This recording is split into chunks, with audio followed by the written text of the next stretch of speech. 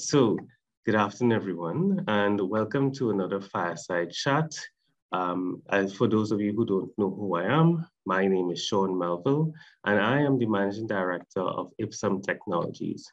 We are a company that's focused on helping persons with disabilities get access to technology. We're very focused on assistive technologies and digital accessibility. And we are excited to really try our best to create innovative projects to improve the lives and the quality of life for persons with disabilities. Currently, I am in Kansas City, participating in a Wildlife Collaboration Grant Program. And I was invited to participate in this because of a project that we're working on called the Blind Way Forward. And the Blind Way Forward is an initiative to create an easily accessible form of information or resource base that anybody who may have been experiencing some form of vision loss or who have already lost their vision and trying to recover from it, that they can now easily access this type of information. Okay, so I have here with me today, Mr. Marlon Curtis, the brainchild behind the Blind Way Forward idea, the initiative that we've been working on. And I will ask Marlon Curtis to just briefly introduce himself, tell us who you are, how you came to this particular idea, and what was your motivation for it. Go ahead, Marlon. Thank you. Thank you so much, Sean Melville, and thank you very much to all of the listeners and the viewers of this fireside chat.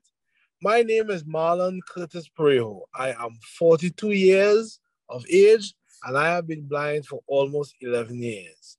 I am a member of the Trinidad and Tobago Police Service.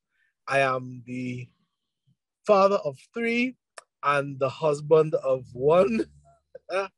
And to be honest, when it comes to visual impairment, it's really can be a daunting thing for the uninitiated. And as a person with visual impairment, I would like to encourage all individuals who have experienced a disability that is definitely not the end of the world. I always tell people that whilst a disability is a problem, it is not the problem. The real problem is ignorance. And the only way that you fight ignorance is with knowledge and information, which is the whole idea behind the Blind Way Forward. But a little bit about me. In 2011, on April Fool's Day, I lost my sight. The doctor told me that I would never see again, and obviously I thought it was the end of the world.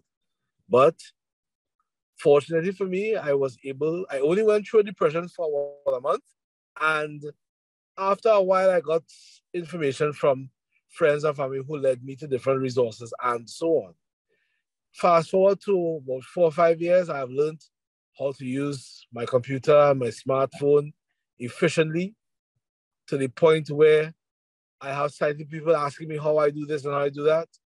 And there are things that I do, and like, for example, with enjoying audiobooks and enjoying television shows and movies and so on, that has audio description, which is a resource for persons with visual impairment.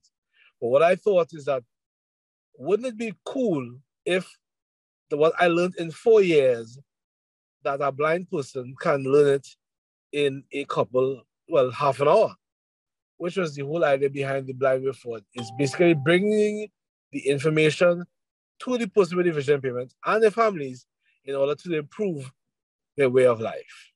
And that's basically how we came about getting up to the Blind Way Forward. I met Sean Melville many moons ago. We started a project, the Ideas Innovation Competition, and it just grew from there. Now I am an area director in my Toastmasters area, in my Toastmasters Club. I am proficient in speech and motivational speaking and inspirational speaking, and many more. And I am saying that if I can do it and I can see past my nose, that anyone with a disability or who doesn't have a disability can do the same way as well. So I do hope that I put enough oomph in that wonderful introduction that Sean gave me just now. Back over to you, Sean. All right. Excellent, Marlon. So you shared very briefly with us that you've been blind for 11 years and that you were able to, overcome many of the challenges to get to the point where now you are a proficient Toastmaster. You are excellent at your job. Tell us some of the challenges that you had to overcome to go from that period, from that place of feeling, I guess, depressed or uncertain, thinking it was a joke on April Fool's Day, to now being, someone who is confident in their work and their abilities. So tell us some of those challenges. Well, there's a lot of challenges, and even though there are challenges, as I said before, the really serious ignorance, and not just on the part of the person with visual impairment, but also on families, and yes, I'm in a vehicle going home, so you would hear a bit of noise. Yes, so also with colleagues who didn't know anything about my vision impairment, and there's a lot of teaching involved, and there are things like, for example, traveling in Trinidad and Tobago. Sometimes traveling from one place to the next is a little difficult. There are some taxis who will not stop for you simply because they are going, and so on. So those challenges basically is just holding on. Once it is you know that for yourself that you are a person that deserves to be treated like a human being, and you operate in that way, when people see that persona, they automatically will come. They will come to your way of thinking. I have done things that some blind people find is impossible. I go and apply for loans, and they say, how do you get to apply for a loan? And I said, I just walked in and asked. But some of us tend to, because of the impairment, we think that we are somehow not deserving of these things. So it's basically overcoming ignorance with information and low self-esteem with confidence. That's how I overcome those challenges. Right, and I think that's a wonderful lesson to share, because many people get stuck feeling, sometimes when we say sorry for themselves, or just pretty much not knowing how to deal with the situation because they may think it's overwhelming. And so you stuck with it, you figured a way out. But obviously you weren't alone. So how did family and friends play a role in supporting you? Well, to be honest, it's the same concept is information. My family had to know certain things. They had to learn how to interact with me. They had to learn about when, cooking and all these things, how to use the clock method to show me where different parts of where food is on the plate and so on, where your peas is at 12 or the meat is at 6 and so on. They had to understand that pointing at things make no sense. They have to be as descriptive as possible. So it's a lot of talking, a lot of speaking, because I can't see. So you have to be as descriptive as possible. It was a bit of a change, but eventually, we got through. Even at work, there are people who don't know certain things, and I am glad just to report that there are persons who are willing to learn. I have colleagues who have family members who are actually willing to learn as well. You understand? So once these people are willing to listen, to learn, and to conform, it's pretty much okay. So I personally don't have that much of a challenge with my family and colleagues. Okay, great. And it definitely goes to show that family plays a crucial role in supporting the person who is losing their vision, who has lost it and are currently transitioning. Yeah. And so that brings me to talk a little bit more about the Blind Way Forward. In developing the content, we focused a bit on life skills, right, and independent living. Tell us a little bit about your role in portraying that. How did you what was the experience like, the developing the content and being a part of the production of the Blind Way Forward? Well, it was about getting other blind persons to showcase their skills. Some were around the kitchen, some were around the home, some were around computers, to come together and share of what they know, so that somebody with a visual impairment who just started will not feel so alone. You see, what is happening is that a lot of blind persons, when they first go blind, they form the opinion that they are the only persons that is going through it, not realizing that every blind person goes through that very, very same thing. The whole cycle, denial, anger, all those things, until they come to acceptance, and then finally to coping and then thriving in spite of, and in some cases because of a visual impairment. So it was basically to get like-minded individuals to show their skills, to show that it can be done, so that both the person with visual impairment and their families could see that, hey, these are not actors, these are actual blind people who could do things. And if they could do it, then my family could do it too. And once it is they have the knowledge, it will go quite well.